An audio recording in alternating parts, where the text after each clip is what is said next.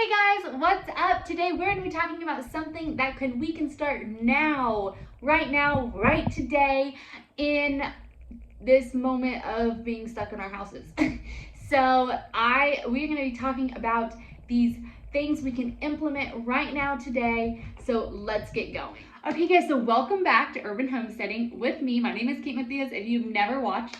And make sure to like and subscribe before we get going. I do videos on just this urban lifestyle we live, just up-to-date lifestyle, but implementing those healthy lifestyle choices, those natural medicines, those just choices we can make today to live a longer and better life in the long run.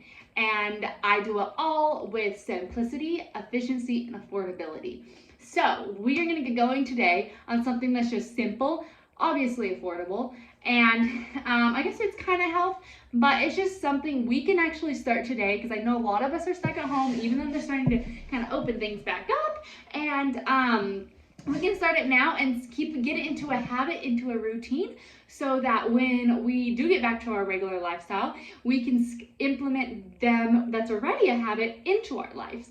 So I'm going to show you guys the 5 habits I've created to do daily to help me feel like I guess I'm put together and I'm able to be who I am meant to be as my husband's wife, as a daughter of my family, my parents, obviously, as a sister, as a friend, as a co-worker, anybody, the person I'm supposed to be in all my relationships, fully in what God has made me to be. I've done these 5 habits to start doing that lifestyle better. So anyways, I've kind of always done them, but not on a regular basis. I've never kept myself accountable. I never had an accountability partner with these things. And I decided in 2020, when I saw this calendar, I was looking at it and I was like, oh my goodness, they have, if you can see it, a habit tracker. And I was like, that is so cool. I've never seen a calendar have that. So I encourage you to get an app or a calendar or some kind of something that you look at every day to keep yourself accountable. If you can't keep yourself accountable, I encourage you to find an accountability partner, whether it's your sister, your friend, your cousin, your spouse. For a while, me and my sister were texting back and forth, hey, you drink your water today? Hey, did you exercise today? That kind of thing, keeping each other accountable if you're not that kind of person that can keep yourself accountable. And then that will build you into the fact of being able to keep yourself accountable to do that. I keep myself accountable now pretty well, and I don't like not seeing my boxes marked off on my exercise and my other habits. So I want to do it so I can mark it off. So it's kind of like a reward thing. So anyways, my 5 habits I did was, number 1, exercise. So first off, these things are like things I looked at myself and I said, I need to start doing more regularly, as in daily. And so I chose 5 things I knew I needed to do daily to help me, and they're in the sections of health, in all ways, physical health, mental health, and spiritual health in who I am spiritually, and then my environment as well.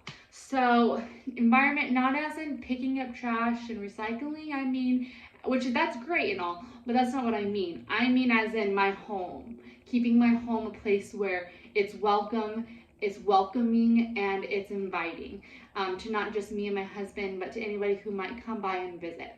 So the 5 things I do is, number 1, exercise. I try to exercise 5 to 6 times a week. Obviously not Sunday, and I probably usually take one other day in the week off. So it's more 5 days a week. And then my second thing is reading. So I really like to ground myself every day in God's Word. I read, and whether I read God's Word every day, but also read a biblically based book, expand my knowledge, that kind of thing as well. And so I'm also expanding my knowledge that kind of way. Losing hair over here, you guys. It's probably time to wash the hair. Anyways, number 3, water. It is so important to drink water. And you guys all know that. We all know that. And if you don't know, well, there you go. It's important to drink water.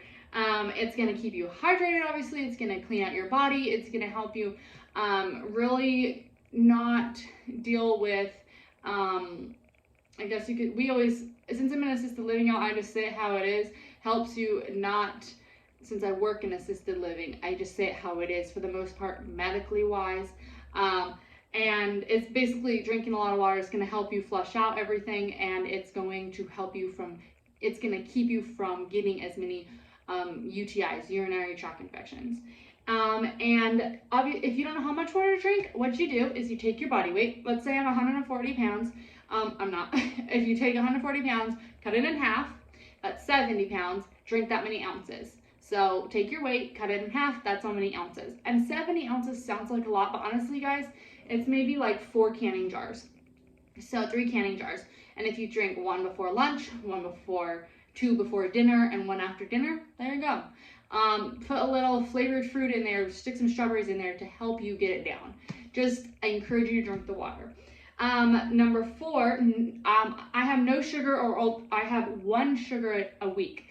So I allow myself 1 sugar a week, whether it's a chocolate chip cookie, or I know on Sundays sometimes we go to this little taco shop and I like their churros, so I get that 1 churro.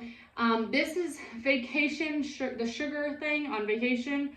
Trust me, I eat 1 sugar a day, not 1 sugar a week. I try to still minimize it though. I still try to do 1 sugar a day, not a sugar with every meal, or all these sodas, or a soda does count as my 1 sugar.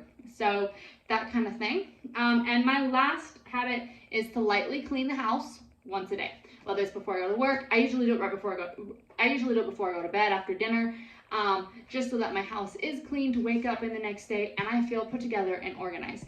I usually go around the whole house, gather everything that's not in the right spot, and just throw it in the room it needs to go in. And if there's cups, throw them in the kitchen. If there's laundry, throw them in the garage. That's where my washer is, y'all. And just kind of do that, and then I go to each room and I put it all away. I straighten it. I usually go around with my cleaner and just wipe off the countertops, on the front of the cupboards, the baseboards, that kind of thing. I'm not talking about weekly laundry. We all do that. We all eventually run out of clothes, so we have to do it. I'm talking about habits that we can create right now while we're at home, and we can put them back, and once they're grounded and we're going to start being able to live our regular lifestyle, we can bring those habits and slowly implement them back into our lifestyle as we start to live it out. Yeah, so anyways, you guys, you do not have to choose my 5 habits. Obviously, I encourage you to look at yourself, look at who you are, who you want to be, where you feel like you need that accountability, and go from there. Find an accountability partner or keep yourself accountable. Really focus on that health mentally, physically, spiritually, and your home. And honestly, these things don't take me very long.